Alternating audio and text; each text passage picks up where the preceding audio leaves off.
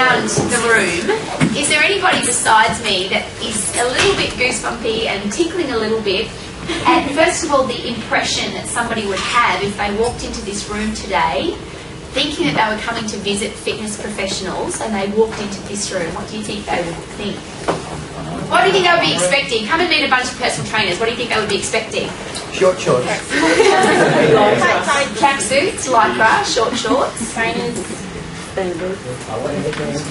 and a headband. And what do we look like? A group of fitness professionals. So I just want to say how incredibly proud I am of you. When I was in Brisbane yesterday morning, the boardroom was the same, full. I think it was 53 people, Phil told me yesterday, that we had up there, or 56, something like that. And just to see the difference that we can make, even if everyone in this room just trained one person, will we make a difference? Oh, yeah.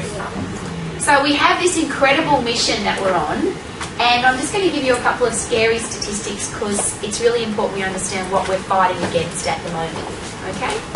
Out of Tufts University this week, which is one of the leading universities in the world on health and fitness research, so give them a Google because they're well worth having a look at what they're doing.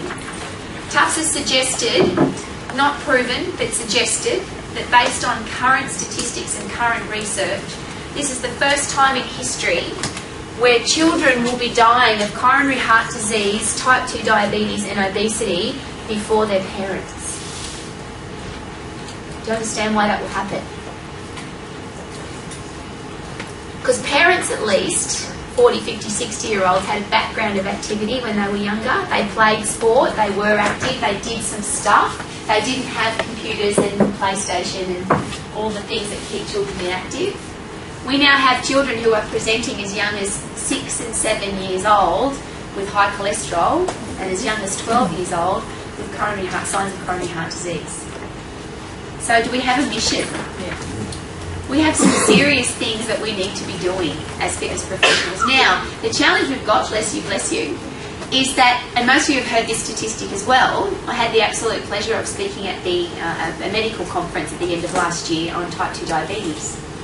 And I was heckled by Dr. Deed, who is the head of Diabetes Australia, who shared with me that according to their statistics, 95% of Australians are inactive, meaning that the exercise that they're doing is not having any positive effect on their health.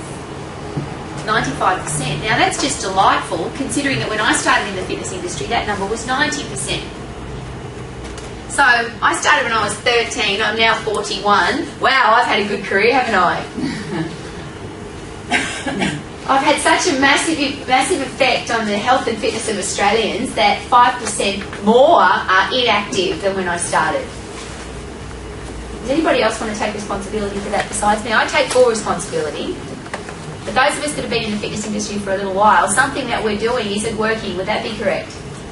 Are we selling our product very effectively to the general public? Just say no, Rowie. What we're doing, or the way we're selling our product, isn't working, because if it was, people would be buying it, wouldn't they? Correct. Whether it's a health club membership or a personal training session, or they would go out walking on their own, people would be buying our product. But they're not. What are the reasons why? Why aren't they? What are we doing wrong? What are we doing that needs to change? There ain't no benefits. Perhaps. So a lot of people don't know what it feels like. How many of you know what it feels like to be super fit? Oh, come on. Book has put his hand up. That's fantastic. How many of you know what it's like to be reasonably fit? Very good. How good does that feel? To get people to that point from I don't want to exercise to I feel fantastic or it makes me feel good when I wake up in the morning to have some level of physical fitness, what we're selling in between doesn't seem to be working. What do most people think exercise is? Too hard. Too hard? Not monotonous and boring? Painful? Sweaty? I don't want to do it. Obviously people don't want to do it. So this morning we have to look at how we're going to sell this product effectively. Now, why would we want to sell it to women in particular? The men. Well, their mothers. Their mothers, themselves and their mothers. Their mothers? They control the money. That's correct. of buying decisions in Australia are made by women. What's the number? 72% of buying decisions in Australia are made by women. So those men in the room who think that you made the decision to buy that tie, maybe your girlfriend did. There's obviously what's the opposite to 72%? There's still 23% of men that make their own decisions. Congratulations, that's delightful. So we want to have a look at, as a woman, how do I get my message across effectively? And I'm obviously a woman, so I'm going to come at you from a woman's perspective. And if you are a man, how do you tap into that 72% of buying decisions? How do you tap into that? How do you find out what makes women buy stuff? Sound exciting? I asked my team a question last Friday morning, had a big team training day, and I'm going to ask you guys the same question. If you could fix one massive challenge in the world, what would it be? If you could, so something you could fix, change, make better, one of the massive challenges in the world, what would it be? Have a chat with the person next to you. What would you love to change? I'd change that 72%. Did anybody come up with the massive challenge of a thing called poverty? Has anybody come up with that? So there was 2 people. If we could sort 3 people, if we could sort poverty in the world, what would happen to starvation, for instance? What would happen to people who say, I can't afford personal training? That'd be interesting. The reason I share that with you is I believe I have an answer to poverty. And it has a lot to do with our session this morning. Libraries are free, yes or no? Yeah. Everywhere in the world, you can go to the library, and how much does the library card cost? It's free. It costs nothing. In every library in the world, you could buy several, or you could borrow several books on sales, yes or no? In fact, when you go to the sales section in the library, you'll find that there are many, many, many thousands of books on how to sell. Are there any companies in the world looking for salespeople? Yeah. How many? Everyone. Every single company in the world is looking for great salespeople, because every company that has a product needs to be able to sell that product, which means they need someone to sell it, and that's called a salesperson. Yes. So I can go to the library, learn how to become a salesperson. There's no university degree, by the way, for sales. Not one university in the world says you can get a master's degree in selling. You can't get a doctorate in selling. You can get it in marketing and advertising, but not in selling. Now, for the single folks in the room, is it important to be able to sell yourself? If you can't effectively and efficiently sell yourself, how often do you get to sleep with somebody? Just say not often. Because when people say to me, oh, I don't want to be a salesperson, I always say, so you don't want to sleep with anyone? You don't want to get married?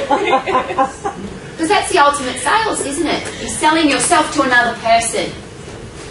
Well, I believe what we do, and one of the things that takes up most of my time right now is I chat to schools, to year 11s and 12s, to convince 16, 17, 18-year-olds that becoming a personal trainer is far more important than becoming a doctor. See, doctors have the big challenge of curing diseases and fixing diseases and making people better. What do? We prevent people from getting sick. Coronary heart disease, type 2 diabetes, obesity, depression, some of the biggest killers in the world today, we have the answer. So my first question is, do we have a good product? How good is our product? Woohoo! It's brilliant. It does something that I just can't explain, and we're going to talk about this morning. How good does it feel when you're out for a run, or you're on the bike, or you're in the pool, and you think to yourself, I'm going to go a little bit faster. In fact, I'm going to push myself. And your little legs and your little arms go a little bit faster, and your heart's pumping, and you put in maximum 100% effort, and you finish your race, whatever it is that you're doing at the time. How good does that feel? Your heart's racing, and you're a little bit sweaty, and you've just had a great workout. How good does that feel? How good does it feel when you put your clothes on, and they don't just fit you, they fit you beautifully? Just say awesome! Awesome, Rowie! So we have this amazing product. How do we get our message across more effectively? I'm going to tell you another really sad story. I went to the hairdresser on Wednesday. I never remember what day it is because when you're having lots of fun, you know what day it is. Went to the hairdresser on Wednesday and she was absolutely delightful. And of course I always ask people what their number one health and fitness goal is. And she told me. She said, I've had 2 children, I need to lose weight, I've got no energy, I'm tired, I get home from being a hairdresser, I just want to lie down. Have you heard that story before? I said, so have you ever done any exercise before? And she said, oh yeah, I used to have a personal trainer. Now she didn't know who I was or where I was from. She said, yes, I used to have a personal trainer. I said, why don't you anymore? And she said, oh, I just got too busy. I said, can I now have the real reason? She said, how do you know there's a real reason? I said, because I just do. What was the real reason? I'm going to share it with you because I believe it's the number one reason why people either don't buy our product or they stop using it. She said, my personal trainer didn't care about me. Now, did her personal trainer ever go into the personal training session and say to Caroline, I don't care about you, but we're going to train anyway today? Do you think she ever said that? So where did Caroline get that feeling from? No sparkly bits. Or the sparkly bits were saying, we have a challenge. So I then said to Caroline, how did it feel doing personal training? And she said, I really liked it, but I didn't want to pay money to somebody that didn't care about me. Take note. I said, so what did you do then after you stopped going to personal training? By the way, she didn't tell her trainer that she stopped training because you don't care about me. What did she say? I'm too busy. I don't have any more time. Can't be training anymore. I said, so what did you do? And she said, oh, I purchased a stationary bike and I was riding it home. I said, fantastic. How'd you go with that? She said, I was doing 30 minutes every day until I went on holiday, stopped doing it and got back from holidays and I haven't got back into it. I said, why not? She said, oh, I don't know. I'm really busy, really tired, get home from work, can't be bothered. I said, so you get home from work, do you know, because you've exercised before, that if you exercise you'll feel better? And what did she say? So she knew, which is what I was saying before, Stacey, she knew the benefits of exercise, but she still wasn't doing it. What's going on in your head, Caroline? 30 minutes, Robbie. 30 minutes is the challenge. I said, Caroline, how often do you brush your teeth? People in the room, how often do you brush your teeth? Once a fortnight, did you say?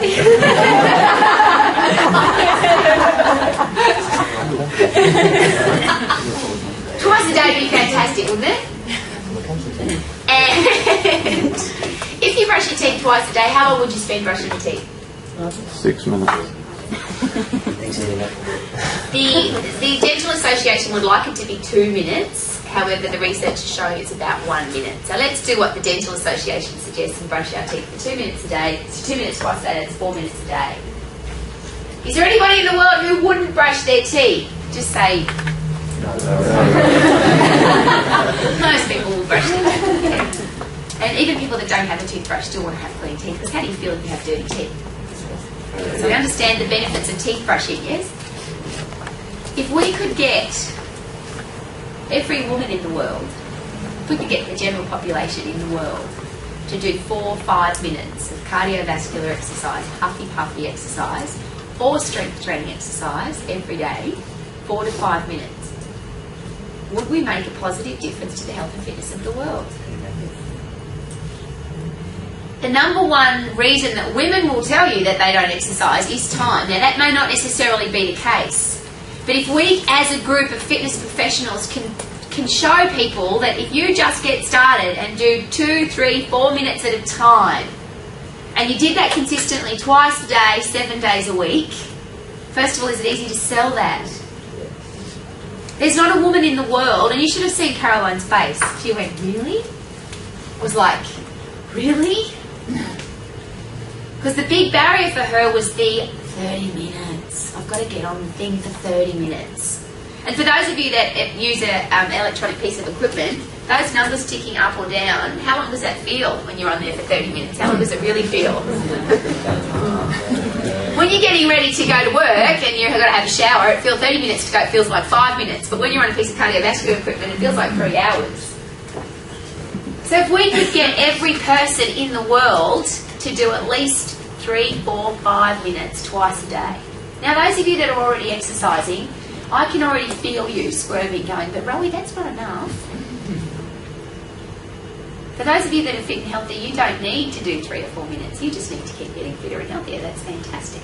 But for the general public that don't do anything, what do we need to get them to do? Something. We have to get them to do something.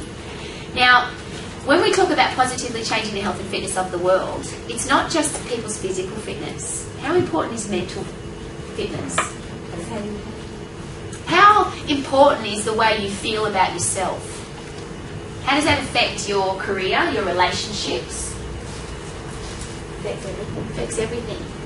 If I can get somebody to consistently, twice a day, do 3 or 4, 5 minutes of exercise, and they do that 7 days a week, how will they feel about themselves? Proud.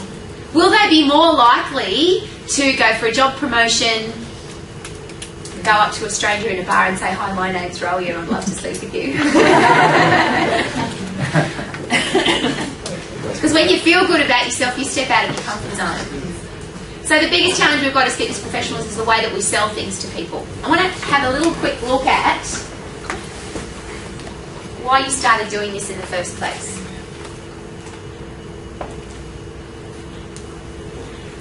If you are not a fitness professional because you are absolutely passionately in lust and in love with helping people, will the people that you come in contact with know that? Rephrase. Have you come in contact with, I'll call them fitness trainers rather than fitness professionals, have you come in contact with personal trainers, fitness trainers, group exercise instructors who are no longer passionately in love with doing that? How could you tell? Sparkle's not there anymore. It's become a ho-hum job.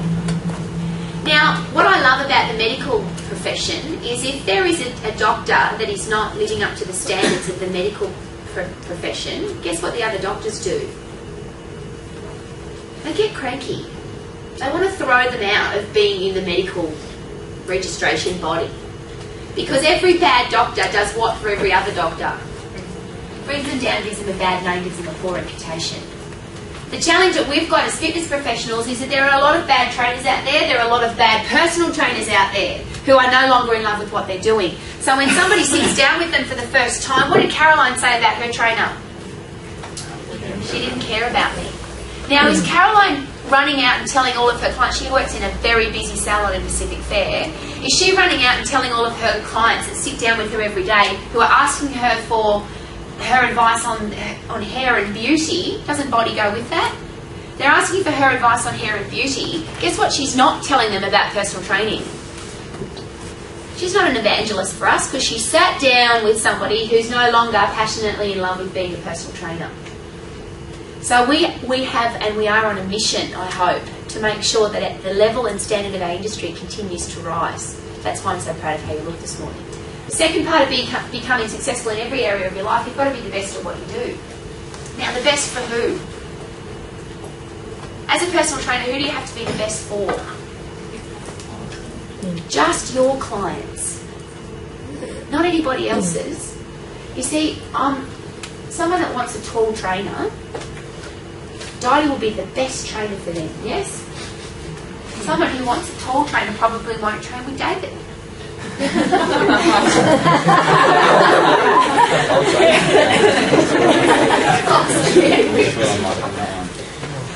You just have to be the best for the people that you attract into your life.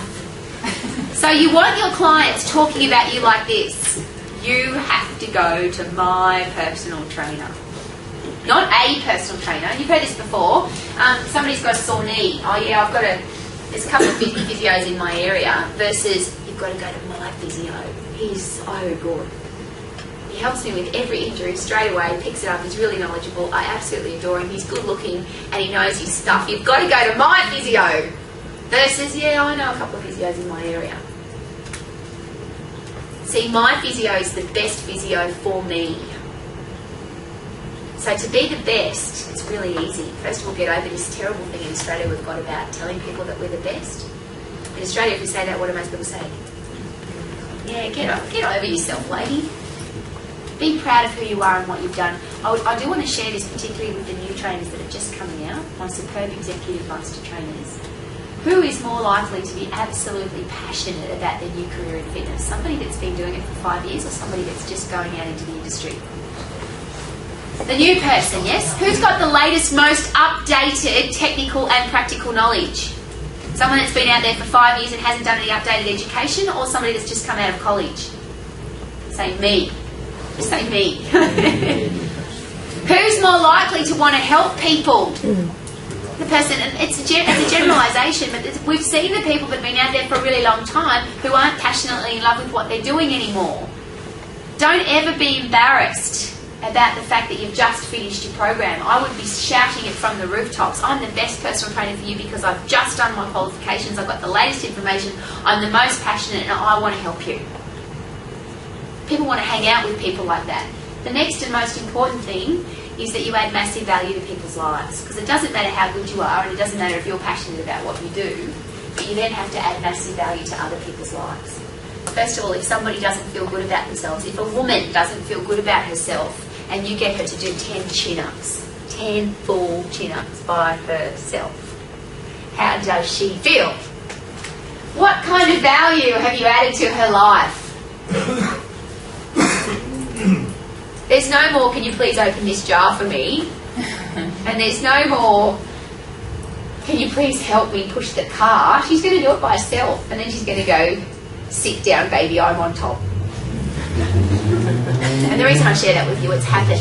You know it's happened. And those of you that are training people, I have seen this happen. Just the transformation in women of my female clients that I've trained has been absolutely phenomenal. From quiet, shy little mousy ladies to I've got the best sex life of my life because I feel really good about who I am and I'm leaving the light on. Is that good value to add to somebody's life? Yep. Will that add value to a husband's life?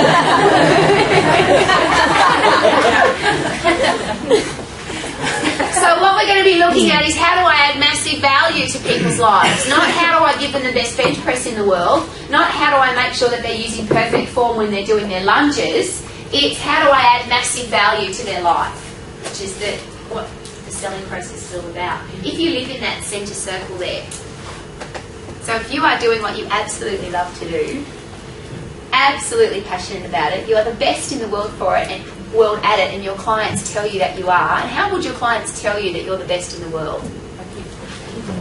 I keep coming back. That's the ultimate. The people that say, Rowie, I've got annual leave coming up and I've got 2 weeks holidays, so I need to train 4 times before I go away because I'm not missing my sessions while I'm on holidays. Or I'll have 2 extra sessions before I go on holidays and 2 after I get back from holidays so that I don't miss my sessions. They look at the calendar, and if their training day is the 25th of December, which happens to be Christmas Day, they're saying to you, Rowie, you better be training people at Christmas. I would not miss my personal training session. Are you adding massive value to their lives? If they're telling their family and friends, you have to go and train with David, he's the best trainer in the world. Is David adding massive value to his clients' lives? Just say yes, Rowie. Thank you. The really, really important thing is that your clients feel that you love them. Now, I walked out of the hairdressing salon on Wednesday and had quite an amazing experience. It was a new salon, I'd never been there before.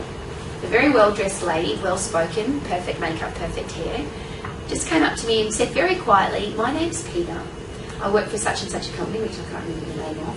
We do research on customer service for lots of companies, and I would just like to ask you a question about the experience you've just had at this particular hairdressing salon. Now, those of you that have had those surveys before, how many questions do they normally ask? About 20. What did she say to me? I just want to ask you one question. Those of you that own businesses, this is the only question. It's the ultimate question. I've just walked out of the salon I've only ever used once, ever. And the question was, would you recommend this business to your family and friends? 0 is no, 10 is yes. It's the ultimate question to ask your clients. Would you recommend me to your family and friends? If the answer is no, you've got some stuff to do. If the answer is yes, you're on the right track. It's the ultimate question. How many of you have sat at a dinner table or been out at a party and someone said, you've got to use my dry cleaner, I've got this new dry cleaner, they're absolutely the best ever. Instead of putting safety pins in it, they've got these special little clips that don't leave mark on your clothes, and they're really happy and friendly, and they do your dry cleaning in just 12 hours. You've got to use my dry cleaner, they're fantastic. Who's had that experience before? About another product besides dry cleaning. And you think to yourself, what was the question? I didn't ask you about dry cleaning. But that person is an evangelist for that business and for that company. And when you're adding massive value to people's lives, that's exactly what they'll be doing. And by the way, women are far more likely to be evangelists for your business than men, because women talk more. Just say. Women talk more. And who makes the buying decisions? What percentage? 72%. So when you're out and about networking and marketing, who do you really want to be having a really good chat to?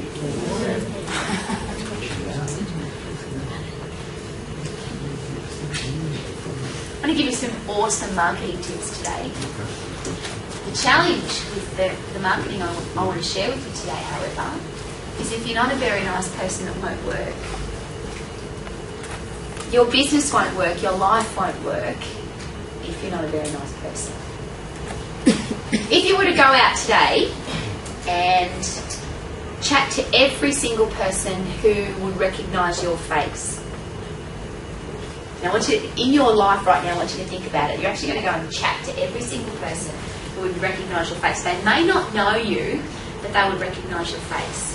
So your church group, your sporting group, where you buy petrol, where you buy Starbucks, where you go buy your groceries, your mobile phone dealer, anybody who would go, oh yeah, that's the guy with the pink tie with the glasses and he's always happy all the time. That's the tall, funny guy who always makes me laugh.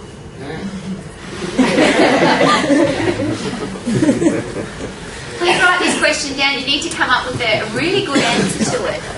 People who don't know me but will recognise my face. What is my reputation?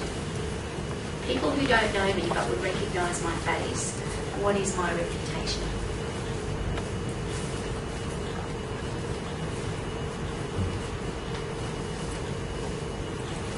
People who don't know me but would recognise my face. What is my reputation?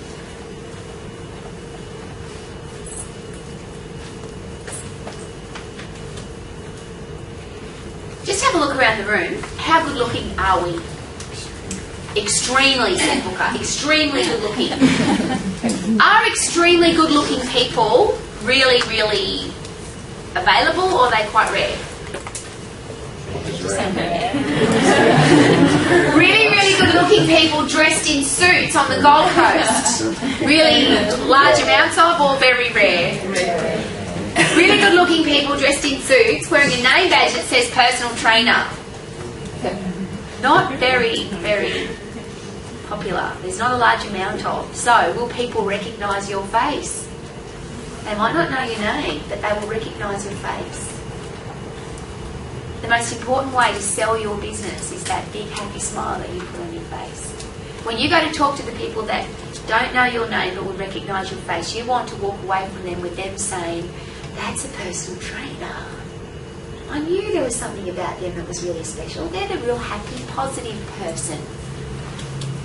Oh, now I get it. That's why you're so happy all the time. You're a personal trainer.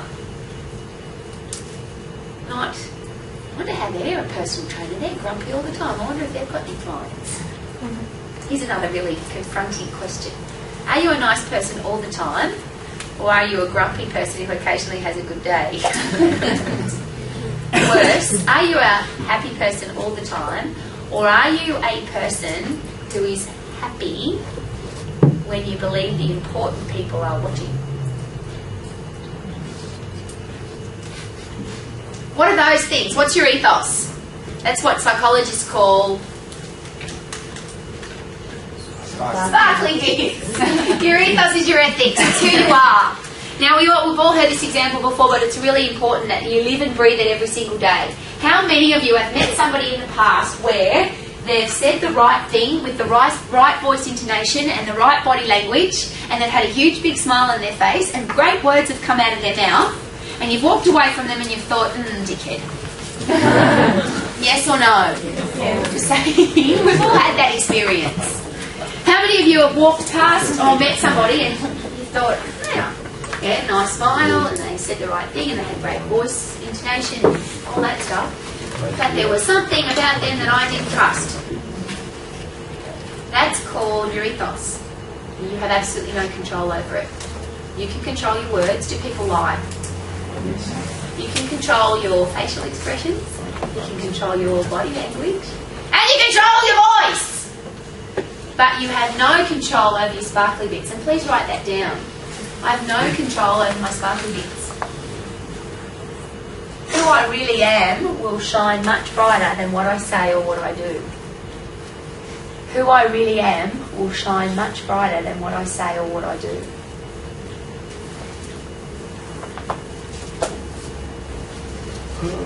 Now, if women make 72% of the buying decisions, guess who has that intuition about sparkly bits?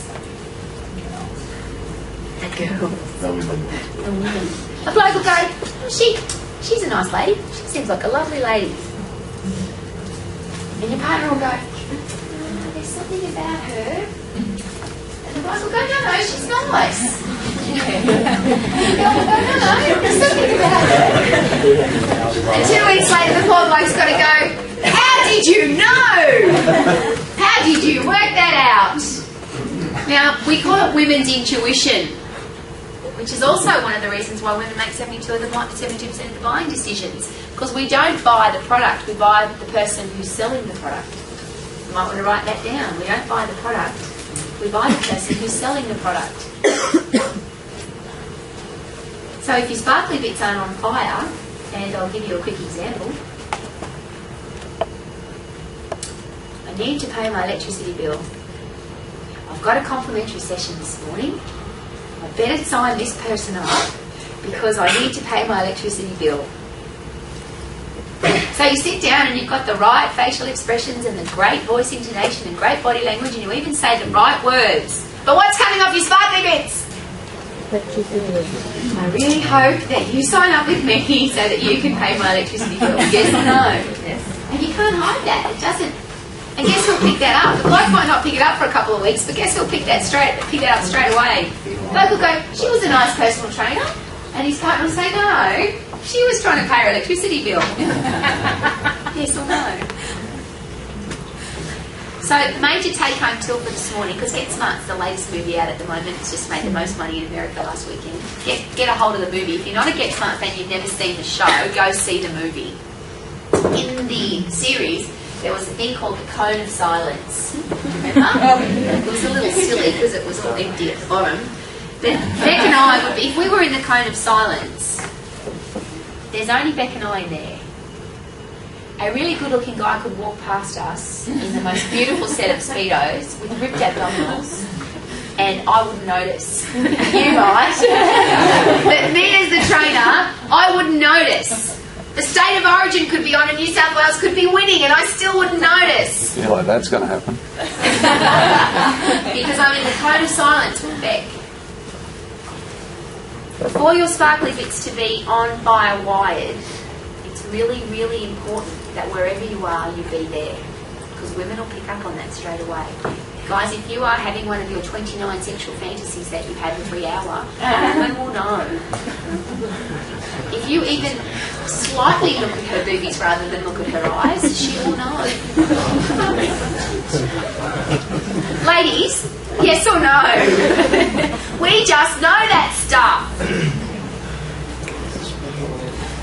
And if we think for one tiny second that you care more about you than you care about me, then it's very unlikely that I'm going to hang out with you. Okay. If you love it, let's pick something you absolutely love. A product, not a person, a product. A hair product, an article of clothing, a design, a label. Pick something you absolutely love. Anybody got something? Tell us about your sneakers, Stace. My sneakers are really white and they're brand new and they've got a little bit of blue zag on the heel and they make me run fast. And what brand are they? Mizuno. Oh, and how fast do they make you run? Fast. Look at your face. Who wants to at least see those sneakers? I do. If you're a runner, who wants to at least have a go at those sneakers? See, there's this funny word, and most of you don't like it. And I'd love for you to get over not liking it, but I'm going to give you an alternative. It's called sales. Best product in the world won't get any acknowledgement whatsoever unless somebody sells it. So a salesperson has to sell it. But for some reason we've got this big barrier about what sales is. Sales simply means what is it that you love and then transfer that feeling to another person. If you absolutely passionately love it and believe it and you can transfer that feeling to somebody else, will they want to buy the product? Of course. Now here's our challenge with sparkly bits, particularly with women who make 72% of the buying decisions. Squirmy. If you don't squirm, it's because you already have a trainer. If you want to sell the product of personal training to somebody and you don't have a personal trainer, what will be coming off your sparkly bits? I don't believe in my product will be screaming off your sparkly bits. And you might say to me, but yes, I can't afford to have a personal trainer, and I don't have time to have a personal trainer, and I don't need to have a personal trainer because I can train by myself. So when you sit down with your client for the first time and you're telling them the benefits of personal training, what will be coming off your sparkly bits? Transference of feelings. You ready? Transference of feelings. I can't comment on that thing. Transference of feelings. I don't do personal training because I don't have time. I don't have enough money. I don't believe in the product of personal training because I can train hard enough by myself. And whether you like it or not, that's exactly what will be coming off your sparkly bits. And you will say to me, as unsuccessful personal trainers do, oh, I can't get any clients. And they all cancel on me. And I used to have 10 clients, now I've only got 5. First of all, quick take note, don't talk to unsuccessful personal trainers. Unless you say to them, please give me a list of all the things that you're doing and then go and do exactly the opposite. That would be a good reason to talk to an unsuccessful trainer, and that would be the only reason. Talk to the successful trainers, the people who are doing exceptionally well and loving what they're doing. And the reason, and it's funny because there's quite a few people in this room who have this exact situation, the skill of selling doesn't live inside them. But because they're so incredibly passionate about their product and they have a trainer, when they sit down with somebody for the first time to have a chat, by the end of the chat the person says, so when can I get started? And they don't even have to do a price presentation. They're scared of the skill of selling. For you, how many price presentations have you done for personal training? None. We've actually sat down and said, this is how much it costs to train with me, blah, blah, blah, blah, that whole presentation. See, when you absolutely love what you do, the transference of feelings just goes from you to the other person. It's really easy. So if you don't have a trainer and you're not paying for your personal training, you will have challenges getting a large number of clients. Now, pathos, the Greek, Italian, Latin, who knows word, for I care. Empathy, I care about you. Can women tell if you don't care? I'm going to pop you in that kind of silence and I'm going to give you the foolproof plan so that you can show your client how much you care. First of all, it's got to come from your heart, not your head. And this might be a good time in your career to say, you know, I really don't care about people that much. I should be building buildings. Or I don't really care about people that much. I should be working in the bank. Because to have a successful career as a personal trainer and to positively change the health and fitness of the world, people won't start an exercise program unless you care about them. Those of you working in the bank, I'm sorry.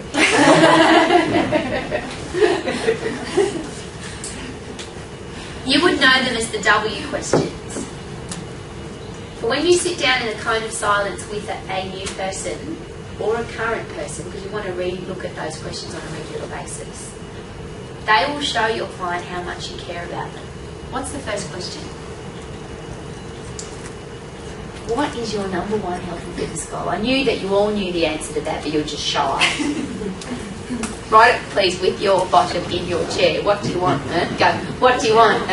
What do you want? What do you want? Do it, please. Go. What do you want? What do you want? What do you want? Now.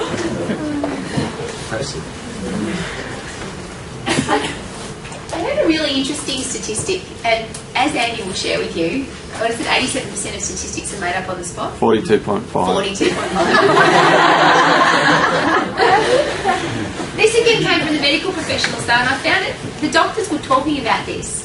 Why do people go to a GP and then to a specialist? What's the reason? So I get sick, I go to the GP, and he says you've got something wrong with you. You've got to go to a specialist. The doctors said that about 50% of people don't go to the doctor because they're sick. Why do they go? To have a chat. They want somebody to talk to. But interestingly, why then do they go to the specialist? This is the doctors talking, not Rowie. They go to the specialist because they didn't get enough chat from the GP. So if they go to the specialist, they can talk about their specialist challenge, and then that person will help them out. They just want to chat. Acknowledgement and praise is one of the most important human needs. People need it, and guess who really needs it? Who has the largest challenge with self-esteem, men or women? Women have major challenges with their self-esteem. We need to talk, and we need somebody to listen. To have the opportunity to sit down with somebody who's going to listen to a woman talk for half an hour or an hour and not interrupt is one of the most beautiful gifts that you can give a woman. She's begging from it from her partner every single day. To be able to sit down with you, and now I'm looking at the really good-looking young blokes in the room. For a woman to be able to sit down with a really good-looking guy and have him listen to her talk for half an hour or an hour without interrupting, without passing judgment, and just listening is a really special experience. So when you ask that question, what is it that you really want to achieve? The really important thing is that you get involved. Please write it down. If you don't want to get involved, don't be a personal trainer. Get involved.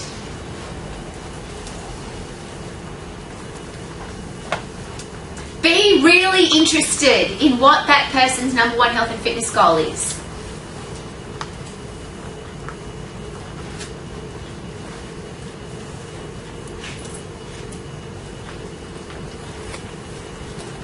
Now, if you listen, you'll show great empathy. But here's the challenge that most men have, and women, we just talk too much, so we've got to be really careful.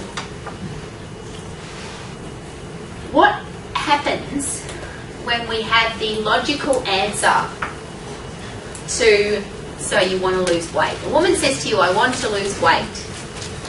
We've got an answer to that, yes? It's very logical. What is it?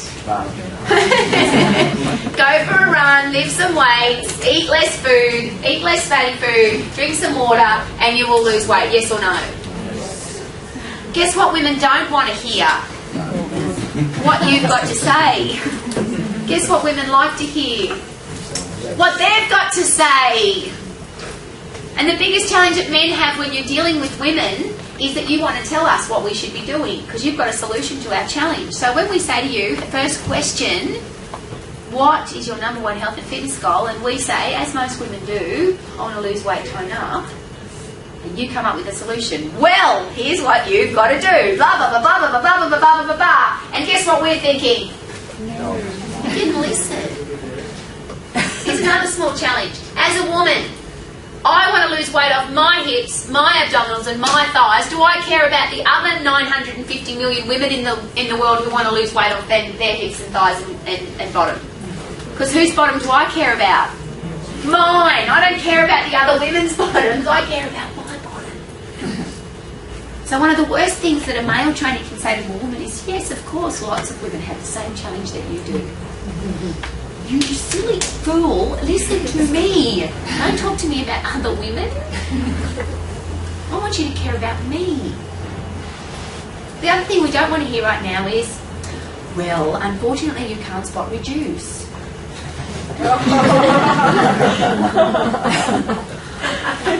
We talk about being positive people and always looking for the positive. Here's my question. If I go out running, thank you David, or any other form of huffy-puffy exercise and I do some strength training, technically I will lose body fat from all the cells, fat cells in my body, so I will lose fat from all over. Does that mean that I won't lose it from my hips and thighs? It means that I will lose it from my hips and thighs. So can I help a woman lose weight from her hips and thighs? Of course, is the answer. See, but what happens is, as technical trainers, when we're going through this beautiful series of questions, what do you want to do? Instead of listening, because there's a lot more questions, but instead of listening, we go, well, I have an answer for you, blah. Delivery of information, and a woman just thinks, you don't care, you didn't listen. Now, at the end of that series of questions, you take them into the gym, you give them a session. At the end of the session, you say, so would you like to train with me? And she says, no, I'm far too busy, unfortunately, I can't afford to do personal training. Is that the real reason? Would she have come to you in the first place if she didn't want your help? Say no, Rowie. No, Rowie. We're too busy. Women are too busy to come hang out with you for no reason. We have a reason.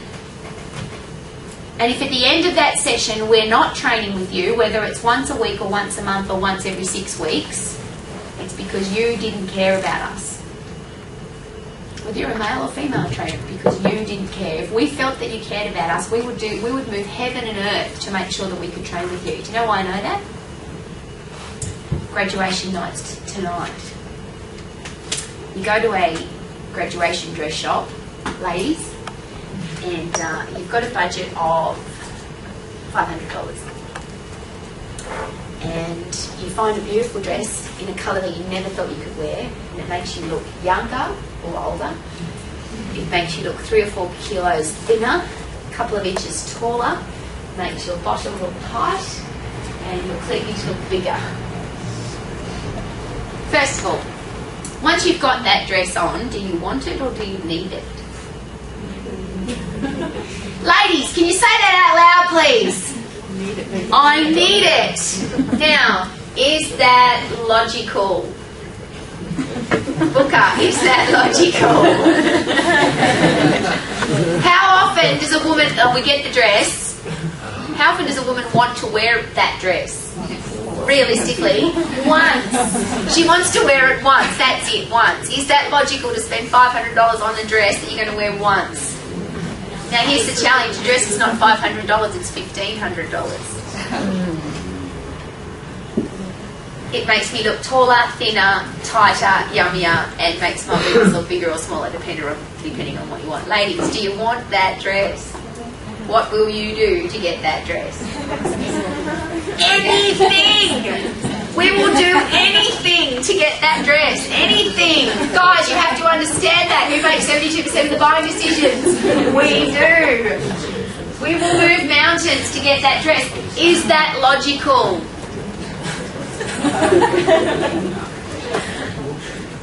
See, we might come to you and personal training with you once a week for $150 may not be logical, but if we want to train with you, will we work it out? Of course we will. We will find a way. Now, very quickly, as a side note, so I don't forget, it's a very important point. If somebody definitely cannot afford to train with you every week for $100 or $150 or $20 or whatever the amount of money you're charging, could they not train with you every second week? Could they not train with you every third week?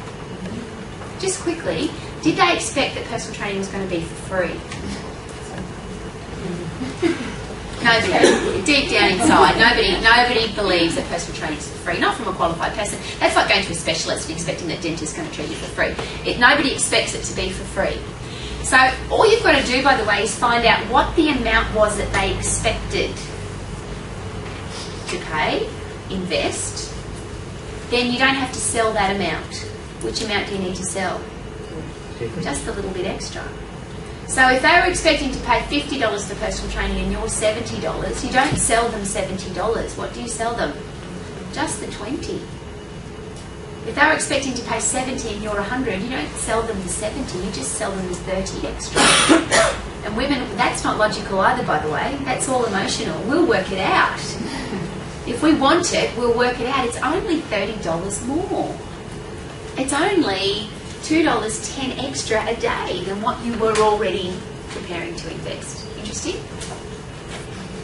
The next thing is, when I train with you once every 2 weeks, or every 3 weeks, every 4 weeks, do I only hear from you once every 2 weeks, every 3 weeks, every 4 weeks? There is no difference between somebody that trains with you once a week or somebody that trains with you once a month in your contact with them. In fact, the ones that train with you less should be having more contact. Emails, SMSs, handwritten notes, they should have a program to follow, and you should be calling them to follow up on that program. Because how long will it take before they want to train with you every week? They'll work it out. Women will work it out. And just so you know, if there's a man doing personal training with you and the woman's making the buying decision, she'll work it out for him. I'll give you a quick example of that. When I moved from Brisbane to the Gold Coast, I had a large number of clients. I wanted to cut my client base in half, so I didn't travel to Brisbane so often, so I doubled my prices. I thought I would lose half of my client base. I lost 2 clients because they couldn't train with me on the days that I was going to be in Brisbane. But guess who called me and said, we have to work this out, Rowie. My husband has to train with you. Who made the buying decisions? One lady said to me, my husband's been an absolute arse since he hasn't been training with you. Work it out. We have to get him to train. The only reason we buy, what are the 2 reasons? Now, how many people train because of the pleasure of training? It's very important to answer that question. 1, here's how you answer that question. If you could have a great body, be in great shape and be super fit without doing any exercise, would you still do it?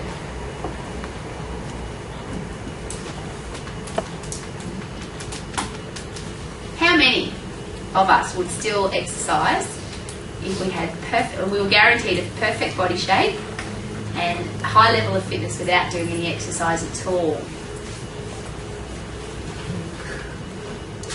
If we asked the general public that question, what do you think the answer would be? What do you think the answer would be? You've seen that, people walking down the beach in the morning, and Ali, you'll see this tomorrow morning, at the Gold Coast, beautiful weather, sun shining, people walking on the beach like this. Morning, shush, I'm doing my exercise. They're not doing it because they absolutely love it. Why are they doing it? Are they doing it for the pleasure or the... They want to avoid the pain of being overweight, being unfit. Yes? So, here's the challenge we have. What do we normally focus on when we're selling our product? Ask yourself the question, what do we normally focus on?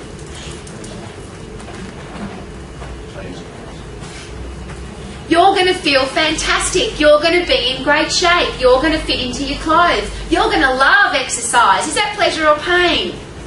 That's all pleasure, pleasure, pleasure, pleasure, pleasure. Now, whatever statistics out there, and every salesperson and every sales expert will tell you a different number, but it's about an 80-20. About 80% of people are not interested in pleasure. They just want to avoid pain. Because we love to exercise, what are we promoting when we talk to people? You're going to love exercise. It's fantastic. Makes you feel awesome. You're going to fit into your clothes. Pleasure, pleasure, pleasure, pleasure. However, people to make a change, most people need us to focus on pain. So that's why the series of questions again is so incredibly important. What do you want? How's it go? In your chair, please. Go. What is it that you really want? What do you want? What do you want? What do you want? Now, what's the next question? Why do you want it? Why? Particularly with women, when you get to the real reason of why that woman wants to do what she wants to do, she's going to train with you. If she gives you some ho-hum thing like, I just want to lose weight so I feel a bit better and maybe get into my clothes, that'd be great. Guys, take note, you have not built very good rapport. She doesn't like you very much and she's not going to train with you. Blokes are the same, but women in particular. If you can get a woman to share with you the real reasons why she wants to train, meaning the feelings behind why she wants to train, Rowie, I really, really need to lose weight because I hate the way I feel when I wake up in the morning. I look in the mirror and I feel sick. I hate looking at my abdominals. My thighs are just the ugliest things ever and my self-esteem is the lowest it's ever been. I don't go to parties because I don't like the way I look in my clothes. Do I have a relationship with that lady now? She's sharing her innermost feelings with me. Guys, if you're not getting a woman to share her feelings with you, guess what you have to do? Backtrack, backtrack, backtrack, backtrack. Find out. And here's a great expression. The best marketing is the truth. The best marketing is the truth. So if you want to market yourself effectively as a personal trainer, you would say to your client, we're not connecting very well. My number one goal is to make sure that you achieve your goals. You've told me that you want to lose weight by the 21st of September because it's a big family reunion, but I just don't feel that we're connecting. What do I need to do differently? Please be brutally honest with me so that I find out what I need to do so that we can achieve your goals. If I'm not the trainer for you, I've got a whole network of personal trainers I can introduce you to, but I want to make sure that you achieve your goals. So please tell me, why is it that you need to lose weight? Give me the real reasons why. Now, first of all, if you are that honest with somebody and that open with somebody, what are they likely to say? Wow, she must be serious. She really wants to help me. So you've got to find out why. You have to find out why. And you've got some ho-hum reason, you've got to keep digging, you've got to keep rapport building. Next question. Where?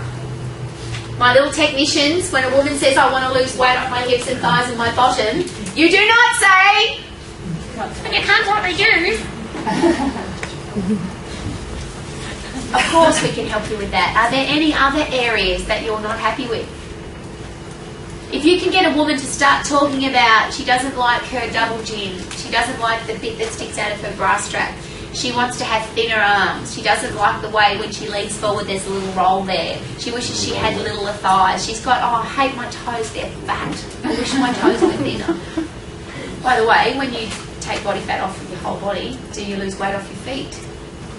You most absolutely do. For those of us that have ever put on any weight, you will put on a shoe size as well, because your feet get fat too. Of course they do. There's fat cells in your feet. If you can get a woman to share all of those things with you, you've really made a difference. Now, for the lady personal trainers in the room, to get a guy to share those deep, dark feelings with you and how he really feels about himself, now he's not going anywhere either. Because most guys don't get an opportunity to talk. Why is that? Because women talk. So if it's a female trainer, if you've got a male client and you just shut up and let him talk, that in itself will be a wow experience. He'll walk away and go, wow, I sat with the woman for 45 minutes and she didn't interrupt and she didn't pass judgment and she didn't criticise me and she didn't nag me, she just listened to me talk. Because women, what will we want to do? If a guy tells us, you know, I'm fat and I drink beer 5 nights a week and I eat pizza 5 nights a week, what will we want to say? You silly man, I won't be fat. Does he want to hear that? No. So the where question's incredibly important because you want not just to get the general areas, you want to find out exactly where this person wants to achieve their goals. Now, if it's a marathon run on Sunday and Stacey's already been and driven around the track, where do you think you're going to have some challenges? Where do you think you're going to enjoy the run the most? Where exactly have they positioned the finish line so that when you run underneath it at 42.2 kilometres, where exactly is it? And let's picture, I'll be there waiting for you. Would you be there? If you were Stacey's personal trainer, where should you be on Sunday? She's running a marathon for the first time on Sunday. Where would you be if you were her personal trainer? Everywhere. You want to be absolutely everywhere because that's called commitment. If the person's going to be playing football and they want to win the grand final, where is the grand final? Tell me exactly where you'll be playing on the field. Tell me about the change room. Tell me about how you feel on the day. Well, this is a visualisation question. You guys know these questions, but the challenge I've got from seeing PT evaluations and from seeing you out in the industry and from experiencing some of you as personal trainers, these questions come from here. And they're meant to come from here.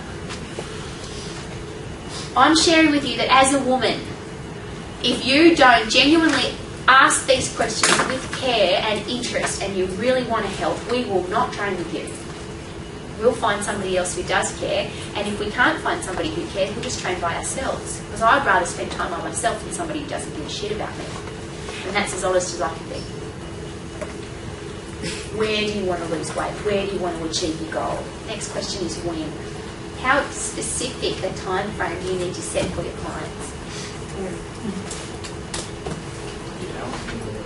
The exact hour down to the minute. And this example I use all the time. They had two ladies come together, which I don't do ever anymore. I never chat to two people at the same time because people have different goals.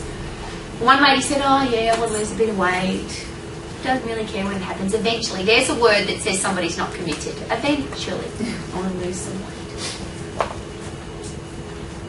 The other lady said at 7:30 on the 24th of December I have a Christmas party. I'm not going there one more year as the fat chick. What time's the party? 7:30. When is it? 24. You weren't listening, because do I need to listen? Because the challenge with the W questions, if I were then to ask her again, when's that party again? What would a woman be thinking? You didn't listen.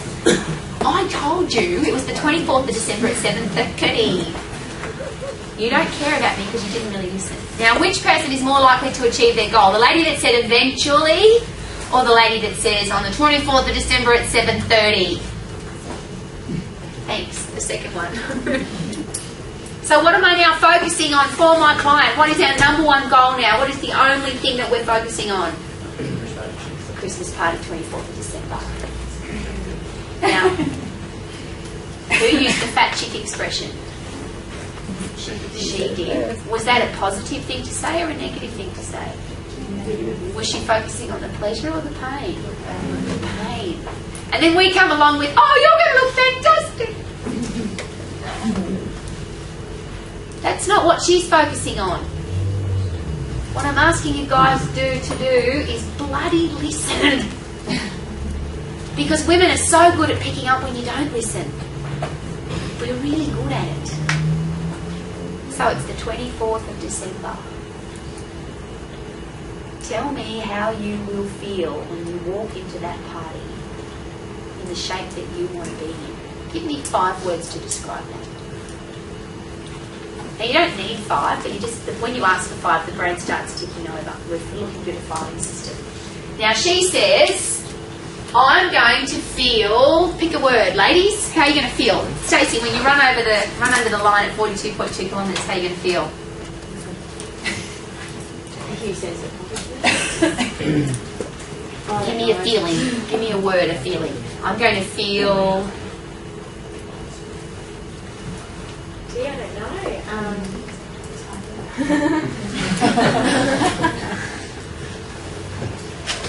Great. That's Stacey's word. She said great. When we train Stacey in the gym now, because we sit down with her for the first time, take her through the W questions, we want to motivate her in the gym to achieve. Whose words do we need to use? Blokes tend to use these kinds of words. Come on, drive it, push it, give it to it, baby. I hear it. I hear it in our skill centres. It embarrasses me. Because my first question is, I wonder if that's her word. I wonder if that's the word that is the word that motivates her to push through to do 2 or 3 more repetitions. See, for Stacey to get through the marathon on Sunday, she's got to be really strong, because the stronger you are, every step's easier. So is it important to lift heavy weights to run marathons? The answer is yes. So when she's training, we want to be focusing on how do I get her through the marathon? What words am I going to use? Her pleasure words. But the next question is really interesting. How will you feel on Sunday, Stacey, if you've got to pull out of the race halfway through because you've given up? You're not strong enough, you're not fit enough. How will that make you feel? Terrible. Whose word? So, Stacey, when you're in the gym training and you want to get you strong so that every step's easier for the marathon, which word is going to be better to motivate you? You want to feel great, or if you don't achieve it, you're going to feel terrible? Which is a motivation for you, pleasure or pain? Pleasure. So now we know, because we asked and because we listened. If you train 5 people in a row and you use the same motivational words 5 times in a row, that simply means that you haven't asked your client, and if you have, you didn't listen. And I promise you, because if you're somebody like Janet, who pops in, one of the ladies who trains here, she's here like 4 sessions before her session. And she listens to every single word that people say while they're being trained. Not just with her trainer, but with every other trainer. So, quick question. Whose words do you need to use? Ladies, if a guy says my word is fucking disgusting, what word are you going to use in the gym? Because one of the challenges that blokes have with not training with women is that they're embarrassed about those kinds of words. But when a guy's training really hard, does he want to be thinking, I better not swear if he's training with a woman? I promise you the answer's no. I'll give you a couple of examples of that, the absolute classics. I trained one of Kerry's clients, and I just couldn't build rapport with him. Kerry had been training him for about 7 or 8 years, long time, and I couldn't build any rapport with him. And I said to him, Kerry, what do I do? He's such a sick personality. He just does his training and he goes home. I've asked him questions, and they're obviously the wrong questions. So Kerry gives me a black label Penthouse magazine and says, the guy's a plastic surgeon, and he says, ask Terry about the lady on page 3. Is her boobies real or not? So I did. I said, in the latest Black Penthouse magazine, Terry, is the lady's boobies on page 3 real or not? Well, it was like this barrier just disappeared. Apparently he'd done that lady's boobies. He was really pleased that nobody could tell whether they were real or not, because he was so good at what he does. And so we talked about sex, boobies, and what he did for a living. And all of a sudden I couldn't shut him up. He just kept talking and talking and talking. And we've been really good friends ever since. Didn't take very much. The other one is a guy who passed wind very loudly whilst doing the leg press. Who's had that experience? Either done it or...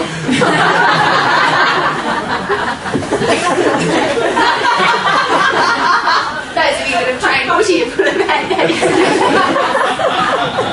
Now, a guy's training with a woman. If you haven't broken down that barrier, he's going to be really, really embarrassed. I just said, mate, that was fantastic. Can you do it again?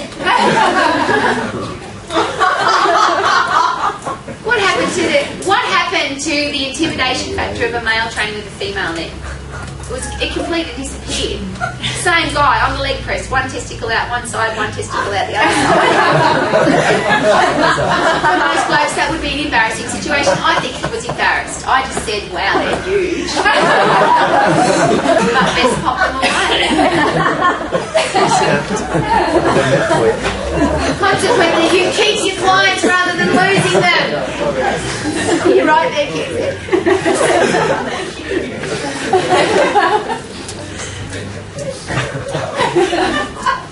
Whose words do we use? Please take note, very, very important. If you keep doing what you're doing now, will you achieve your goal of looking fantastic by the 24th of, or not being a fat chick by the 24th of December? If you keep doing what you're doing now, will you achieve your goal of running under the bar at 42.2 kilometres? Will you achieve your goal? Always focus back on the client's goal, back on the goal, back on the goal, back on the goal.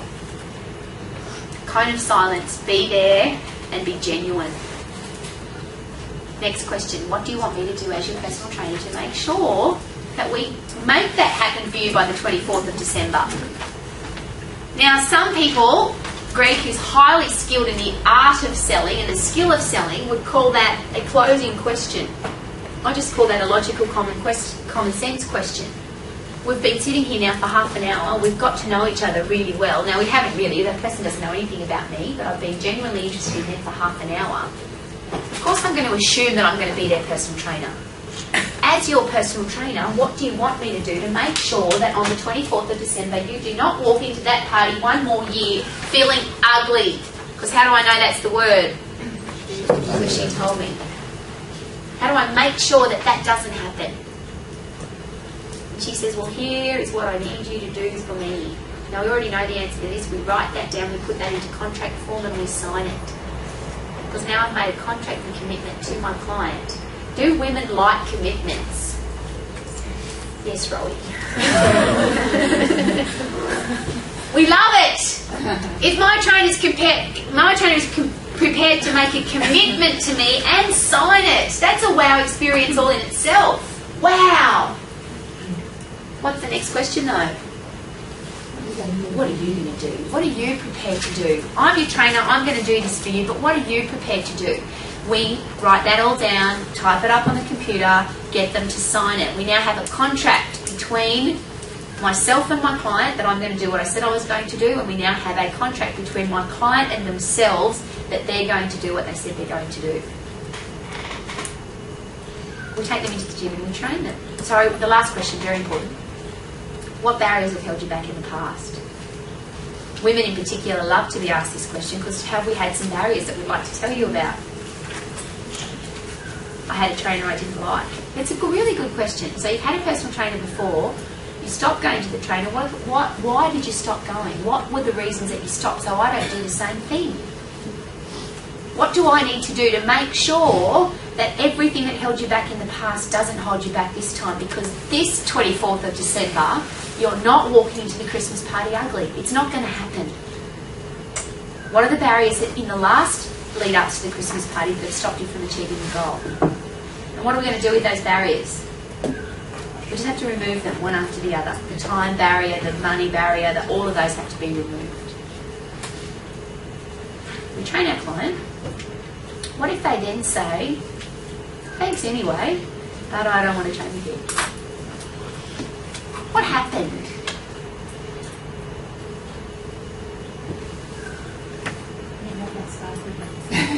Well, we don't really know what happened, but what we do know is that we didn't break down enough barriers for that person to want to train with us, because we said we would do whatever it took, regardless of money, time, effort, energy. And wouldn't you use marketing if the best marketing is the truth then again? We've just spent an hour and a half with each other, because I hear too many people say, oh, I gave somebody a complimentary session, they don't want to train with me. That's your fault. You did something in that session that person wasn't happy about. So guess what you need to do? You need to take responsibility and say that. We've just spent an hour and a half together and I've done something wrong. Because my number one goal is to make sure that you walk into the party on the 24th of December will be absolutely sensational. And now we can work out a dollars plan for you. We can work out everything for you, but you still don't want to do personal training. You have to share with me what I did wrong. I have to know, because I'm going to be sitting down with somebody else tomorrow or the next hour or the next day. This is my career. This is what I do for a living. And I want to make sure that the people I sit down with, I know I can help you. But you obviously don't believe that I can help you, so what do I need to do? That's just called being honest. Now, how many of you have had a complimentary session? And I wouldn't call it that, by the way, it's a gift, because complimentary means free, and free means how much value. When you get something for free, how much value does it have? None.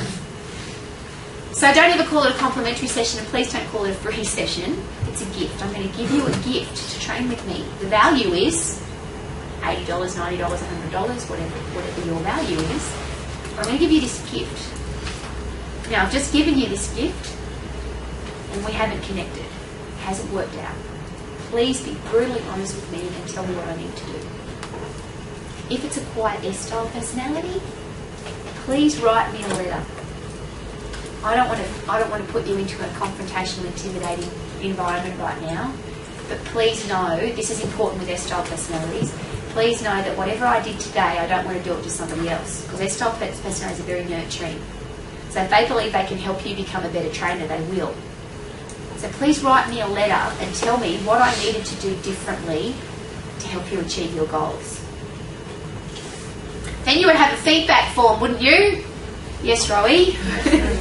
And you would send that feedback form to say, please give me your brutal, honest feedback about our session, whether they decided to train with you or not, with the great question at the end that says, would you recommend me to your family and friends? Because that's the ultimate question about whether or not it was a great session.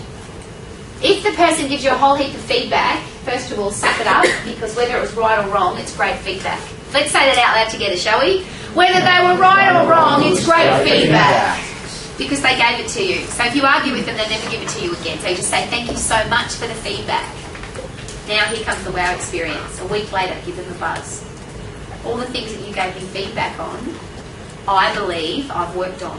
But I won't know. The ultimate test is for you to come and do another training session with me as my gift to see that I've implemented the suggestions and feedback that you've given me. Good idea? Right. First of all, even if they never come to train with you, what will they say when they get off the phone? Wow. How would you feel if you went to buy a video, you wouldn't buy a video player anymore, you went to buy a plasma screen television from Harvey Norman, and you decided not to buy it from the guy at Harvey Norman because he was a bit of a dickhead. One of those said the right thing, did the right thing, but you didn't like him very much. Even though you wanted a plasma screen television, you didn't buy it from Harvey Norman. How would you feel if he called you the next day and said, Rowie, we spent about half an hour together yesterday, and I know that you wanted a plasma screen television to put up, and you also could watch New South Wales win State of Origin in 2009, and you were preparing early. And I know that we could have worked out a payment plan for you, so there was something that I did. I'd really like to know how I could be a better salesperson so that the next person I chat to doesn't get annoyed with me like you did. First of all, would you be impressed with that telephone call? Yes or no? It'd be a wow experience. And what else would you do when you got that telephone call? Would you tell a few other folks? You'd go, oh my God, the guy from Harvey Norman rang. I thought he was a bit of a dickhead. And he rang and apologised for being a bit of a dickhead. And he wants me to help him become a better salesperson. Would you tell a few folks? Yes. So that person may never train with you, but somebody else will, because they'll go, oh my God, they take feedback really seriously there. Good idea? Mm-hmm.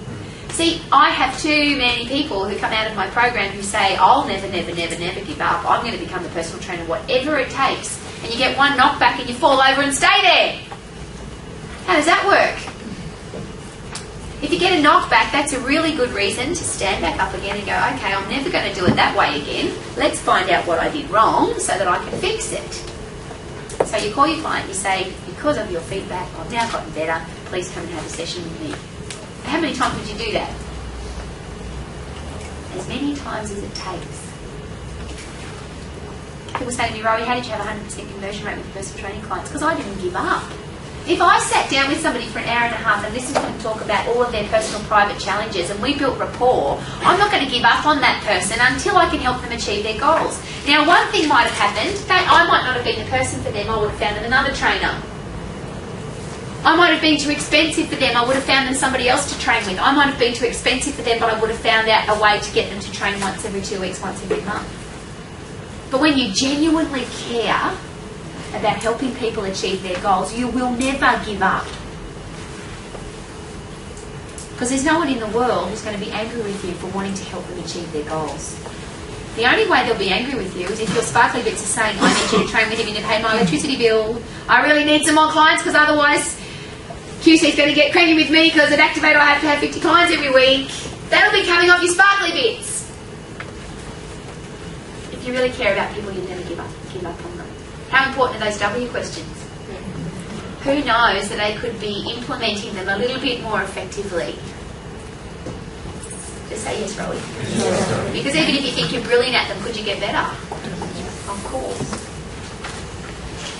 You can provide the solution, but with women, really important that you don't tell. What do you need to do? Ask. I don't care what you think, I care what I think. Did you write that down before? Women don't care what you think, they care what they think. So based on what you've shared with me, Rowie, you could exercise probably 4 times a week, yeah? Is that a question or a tell? It's in question form.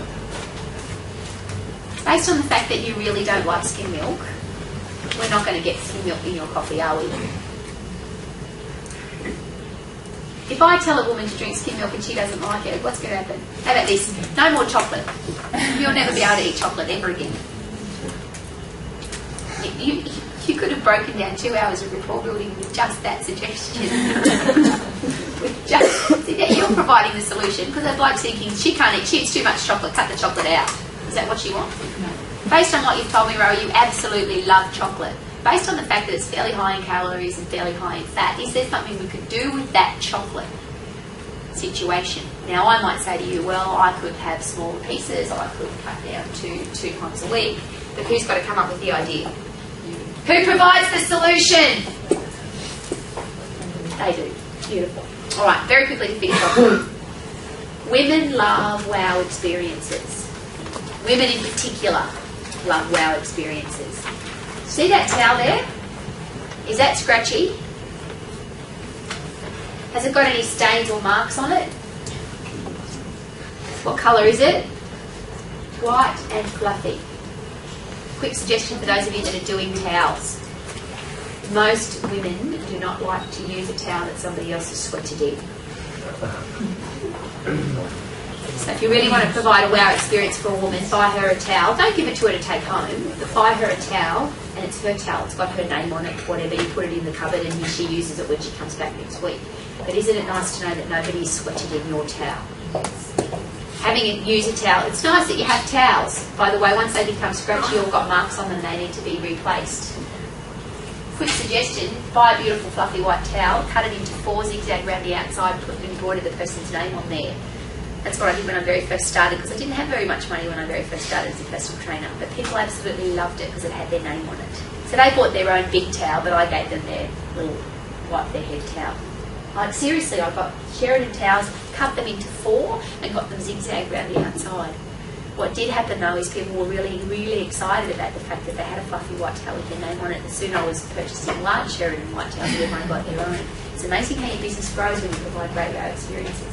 If you tell me that you have people that cancel their sessions, one of the things I'm going to ask you is, do you know their birthday, their anniversary, and the birthdays and anniversaries of everybody in their family? Do women care about our birthdays? Do we care about anniversaries?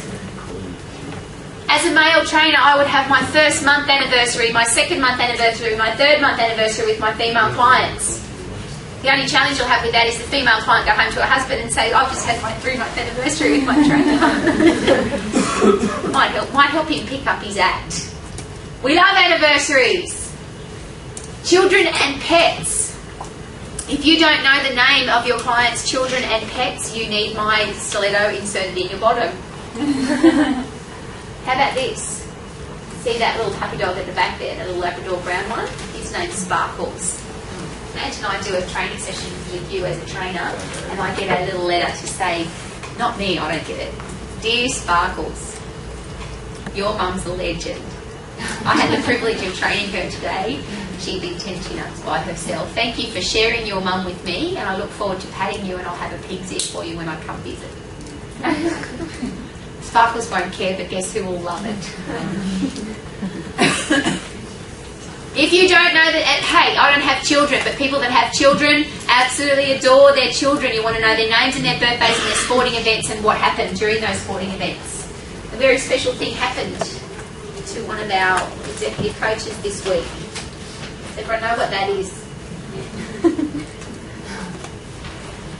Hello, super smiley Sally. I thought I would enclose a midweek abdominal workout for you. I know we were taught no isolated exercises, but this one is a ripper.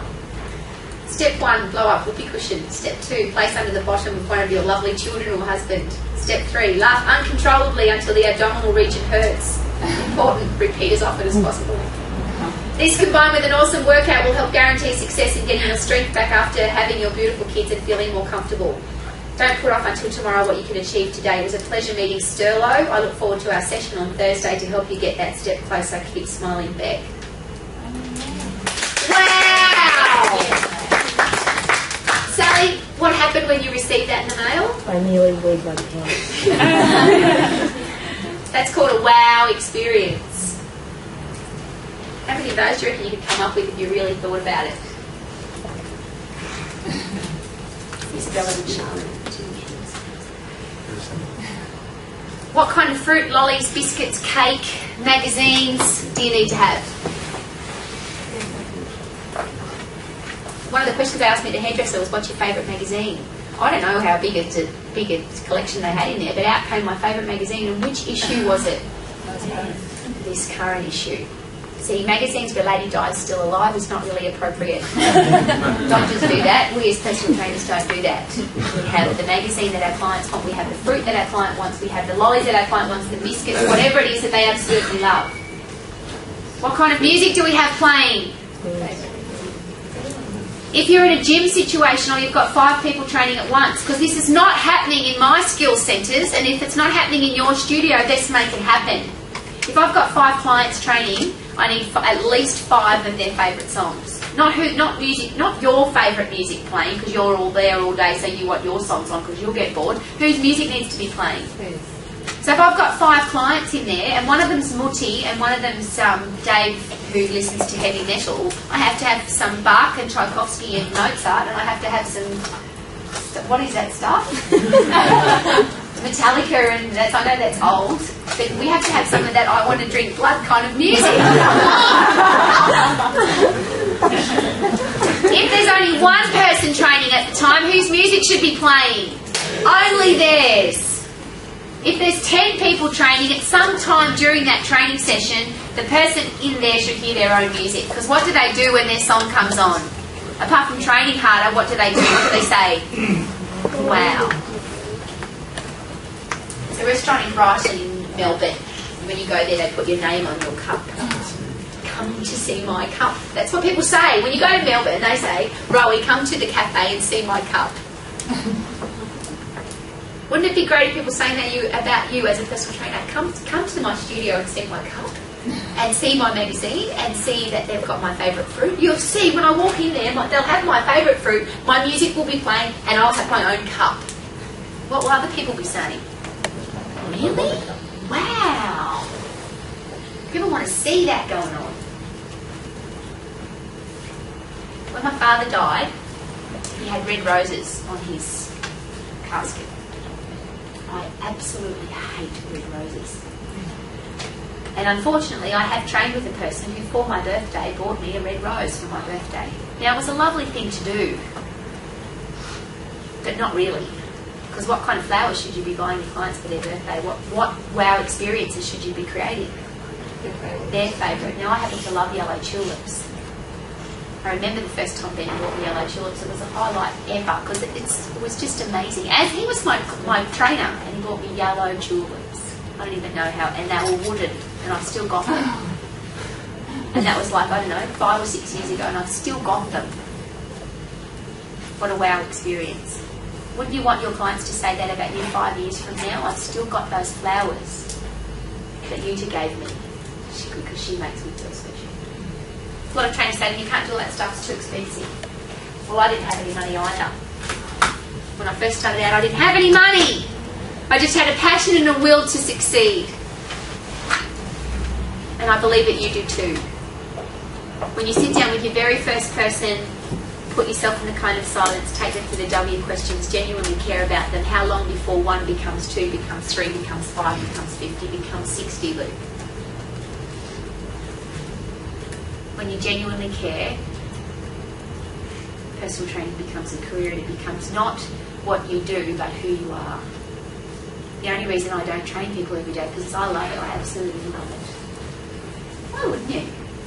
Hang out with really fun people every day and get them healthy, fit and strong. Is that not the most rewarding career in the world? Is there a better thing to do? If you ask Rach, I do some things every day right now that I would much rather not do. Running a business is not half as much fun as training people. I want you to have a career that you absolutely love. So may you genuinely care, and thank you for an absolutely brilliant morning. Have a great day.